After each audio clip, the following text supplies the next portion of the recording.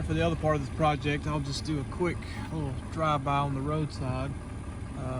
This is their farmhouse property, but we're going to stay inside the fence. We're going to clean up all of this mess, leaving the big pretty trees, the oaks, a couple pecans in there, a few good pine. We're going to leave all the good stuff. Snatch out the privet, chinaberry, and a lot of muscadine pine. So just have a quick drive through this. Do another one when we're done.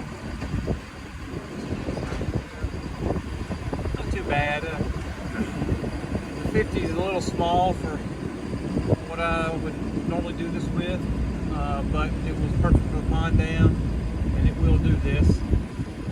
I'll bring out the skid tomorrow. Pile up. There's a big firm pile we're going to add to. And,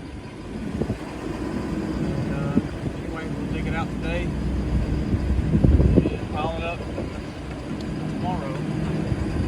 Burn. I'll give you a good video of the other side of it, a little bit more.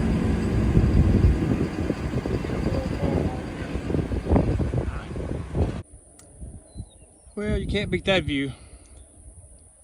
All right, you saw it from the road. So we'll stay inside the fence on this one. And we're gonna go pick through, clean this out, keep any good trees we find. It's kind of a long stretch, but not very wide. I think the 50 will do good on it. And all the way down past those pears. And over here, got this little mess there. There's actually a really cool old bunkhouse in there. That's Candy. At least I'm pretty sure that's what her name is. We're going to take down this old bunkhouse, clean out in these trees, and we're going to pile it up right there for them to burn at their leisure. A pretty decent pile. I've already got a lot of dry material in there, so they can really burn it whenever they want. Candy? Yeah. Clean through all that. It's really going to open up, look nice, and be way more manageable. And that's what most people want. Just to get it where that's easier to maintain with a simple bush hog. And that's what we're going to do. We're going to pull out stumps and roots, smooth it out, take it back to where they can keep it.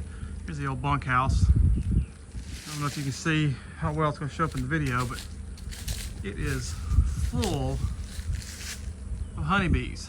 So we actually have someone coming out, try to get the queen, and they have several hives on site. We're going to try to get them into those hives. But I will be closed up in that cab, so we'll figure out how airtight that cab is when I start taking this house down. Probably tomorrow. I'm not sure if I get to it today before it gets too dark. Isn't that cool though? Well, the Bobcat E50, courtesy of Aleppo Rents, showed out today. Got a lot of work done, and you can't see it up there. Got almost all the way down this fence line. There's all the material. Pile it up into a burn pile tomorrow.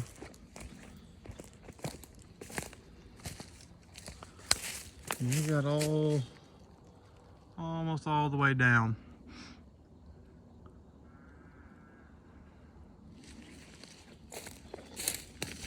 More to go tomorrow. And the fence line is the end. We've got this corner. Most of that's going to go.